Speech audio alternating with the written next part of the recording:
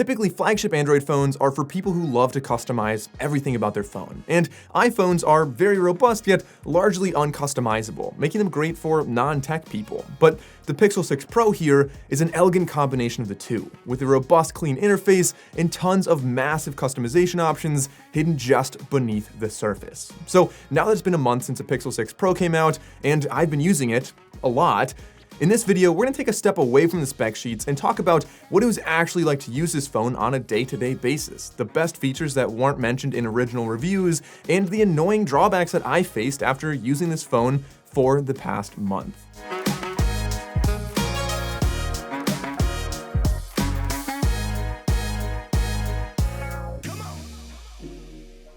Hey guys, welcome back to the channel. My name is Mike, and like I said, we're talking about the Pixel 6 Pro, and I want to do this in a kind of pro-con layout. So starting off with the first Pro, you can't make this video without talking about the design. Now, of course, in the original reviews, everyone was excited. They said they love the design, and this is definitely subjective, but I would say that a lot of times when you start using a phone, it kind of wears off and you're less excited about the design. But after using this for a month, I still love the way this phone looks. There are so many different skins you can get to really customize it, and after a couple months, I'm sure I will do that. But for now, I just love the clean design. I get a lot of compliments on this, and although originally I said I thought there was going to be a lot of dirt accumulation in that sharp corner there, I haven't had any at all, actually. I've never really had to clean that out, and so the design overall gets a total A+. I love the way this phone looks. Of course, on the front you have a large, beautiful display, has a very fast processor, and gives you a very smooth experience, so when you're watching media or navigating around or whatever you do with the phone, this is going to be a very capable device. And additionally, something I did mention in the beginning of my original review was that I love the sharper corners on here. I love how you have a more full media experience, and it feels like the Galaxy Note that we didn't get this year. So for Note users, I could definitely see this being a very promising option. But the first drawback I faced was related to maybe the large display, and that is that the phone definitely can get a little bit warm. If you're watching media on full brightness, or if you're watching it for a long time, sometimes the phone definitely gets a bit warmer. Additionally, the fingerprint sensor in the middle of the display had a lot of complaints from a lot of different people, and for different reasons. So first of all, I would say that I really don't have a huge issue with the fingerprint sensor, but it is an optical fingerprint sensor, which means that unlike the Samsung ones, which are ultrasonic, if your finger is wet and you try to sign in, you will have more issues with that. Additionally, if you have any dust on your finger, that could be a problem,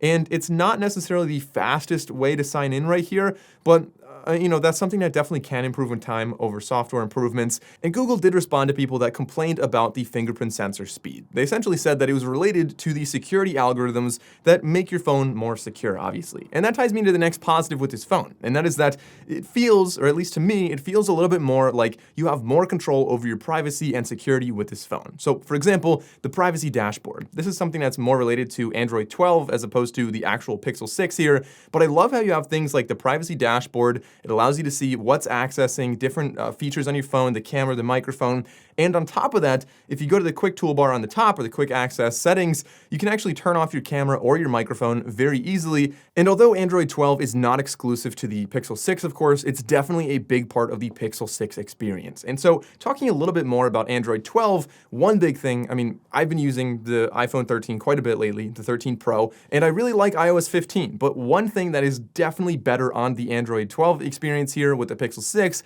in my opinion, is the quick settings. I think that this absolutely crushes it from the easy access. Of course, swiping down, it gives you all types of things that are more interactive. Like you can actually select what internet you're using, you can select the Bluetooth, you can actually go to the settings icon, all these things that you don't see on iPhone. And additionally, like I said, you can actually go over and disable your microphone, your camera, all types of things like that, and you can rearrange this very, very easily. So in my opinion, I think that's a big positive that you're not getting with the iPhone, that you're definitely getting on the Pixel 6 or with any Android 12 experience for that matter. And so that's a big positive there. But of course, not everything with Android 12 is a walk in the park. There are plenty of things that people complained about, and I had some complaints myself. The overall experience for the most part, is very smooth, but sometimes it is a little bit buggy. And of course, that's growing pains in the beginning. I'm sure they will work these out. But for example, people were experiencing some random crashes. And this is something I experienced. For example, when I was using the Magic Eraser, every now and then, I think this happened twice to me overall, the app would just absolutely crash and I would just be sent back to the home screen. Not sure why that happened, but another issue that others did experience that I did not experience was battery drain issues. So anyone who complains about the battery life on the Pixel 6, there's a chance that it might be related to Android 12. My battery, in my opinion, has been absolutely amazing. I'm not complaining about the battery at all. And actually, one of the big pros with this phone, as with most Pixels, is actually the standby time for the battery. So if you charge this phone up and you just set it in another room, it can go for a really long time thanks to Google's very efficient UI before you actually start to drain the battery. So battery life on here, especially if you don't use it nonstop, is absolutely amazing. And if you do use it nonstop, you're still very comfortably getting 6 or even 7 hours of screen on time per charge with a very massive battery on board. But of course, there is a drawback. When you have a large battery, you need to charge it really fast to get it charged in a reasonable amount of time. And the charging speed on here is actually only 23 watts. Google originally recommended 30-watt chargers, which was misleading because it doesn't actually accept 30-watt charging. It just accepts 23-watt charging. So a little bit of a miscommunication there,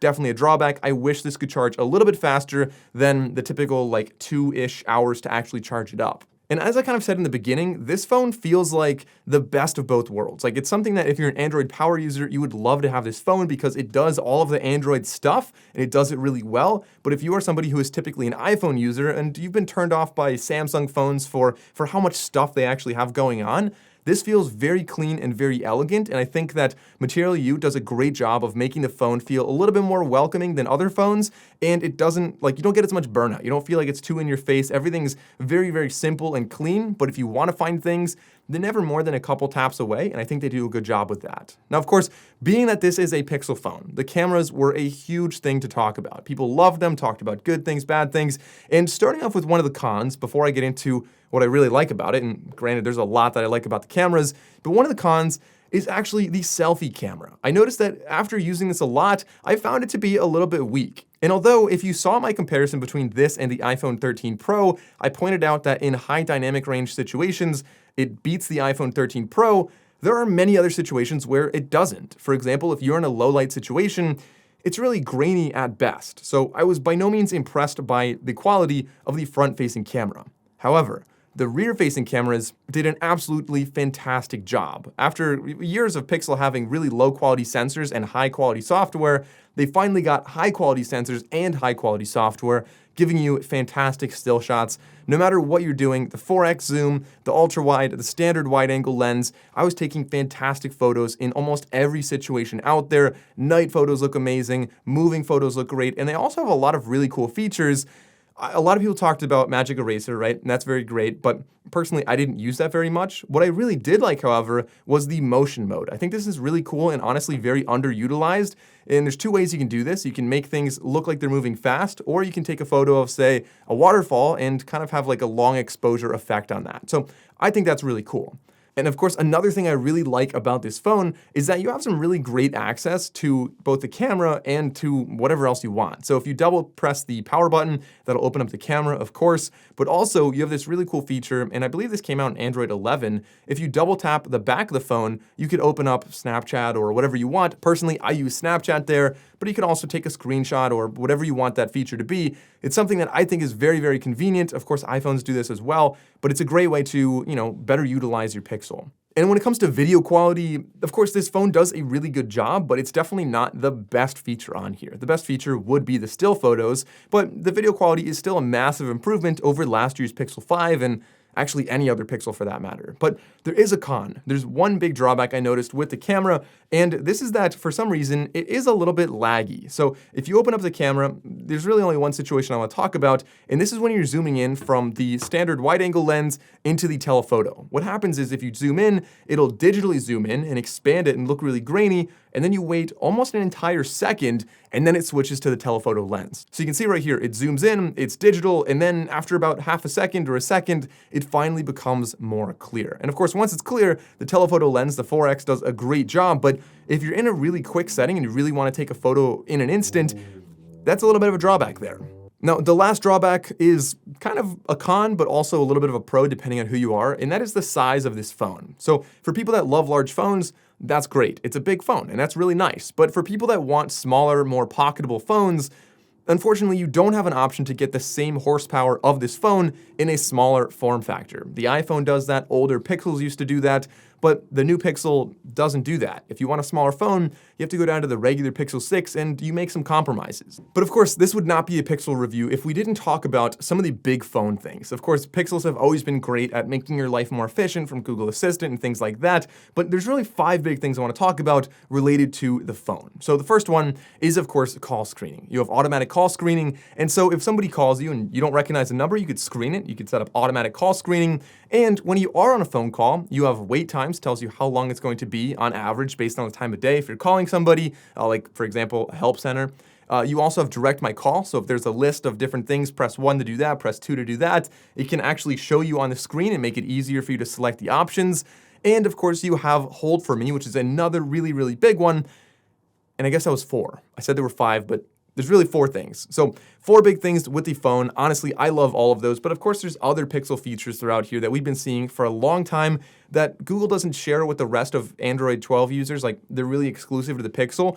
And so again, another one of the reasons you might want to consider getting this phone. But overall, like I said in the very beginning of this video, the Pixel 6 is really a great compromise between the two of Android power users and iPhone users as well. I think this is quite possibly my favorite phone right now.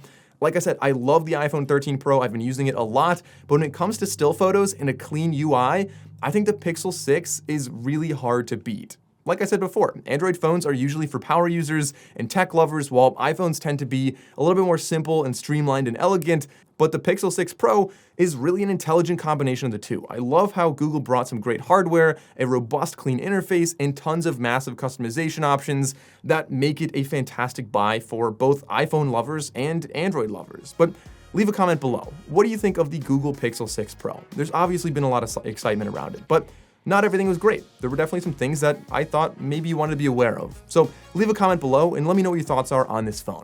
As always, if you enjoyed this video, consider liking and subscribing. I'm Mike O'Brien. Thanks for watching, and I'll see you next time.